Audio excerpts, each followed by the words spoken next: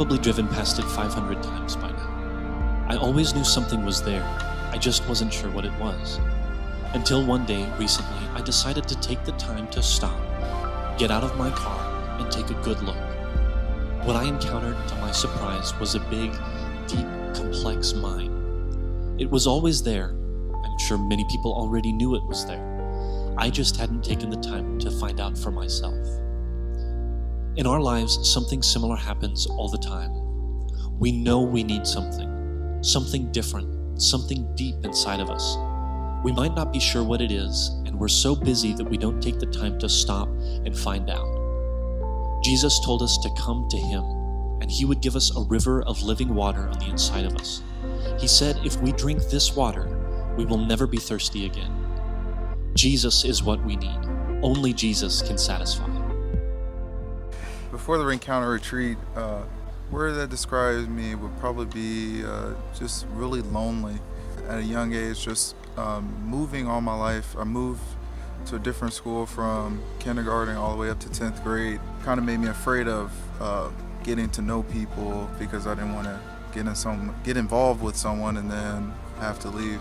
For years and years, I would leave from school and just go straight to my room, shut my door. During those times where I was in my room alone, that's when the devil would just play all these tricks on my mind, telling me that I was never worth anything, that nobody wants to be friends with me, that I need to depend on myself because no one is ever going to give me happiness.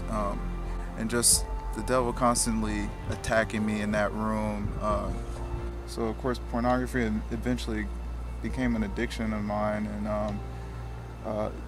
and that just really confused me as far as what to believe, how a relationship is supposed to be, and trying to date someone so that I can feel a little less lonely. It never satisfied me. Like, I thought that maybe sex would probably kind of fix it a little bit or made me feel more together with a person or something, and I still felt empty. It was like something missing still, and what I craved was still to go to my room and just close myself to the world. It was something that I craved. I wanted to always be lonely, and being at the retreat, it's just, I felt so loved. I felt Him hold me.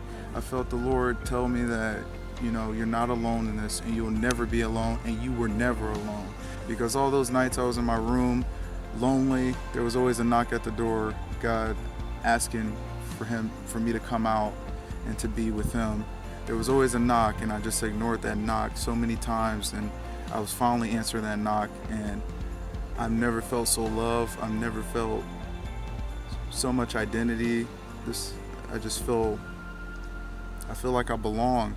And I don't shut my door anymore because I know that that's what God wanted. He wanted me to see how it was to be lonely, so that once He showed me His love, I would be addicted and I would continuously chase after Him. I'm not saying that the Encounter Retreat is like this thing, it's magical and you just become a all-out Christian. I'm saying that it's like a jump start, and you get a taste of His love, and you just chase after it, and you chase after it, and it's not one of those things where you find it and you get to this place where you're settled.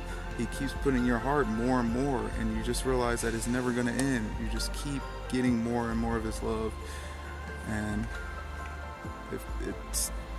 it's all worth it. And I don't know, I'm this is the happiest I've ever been.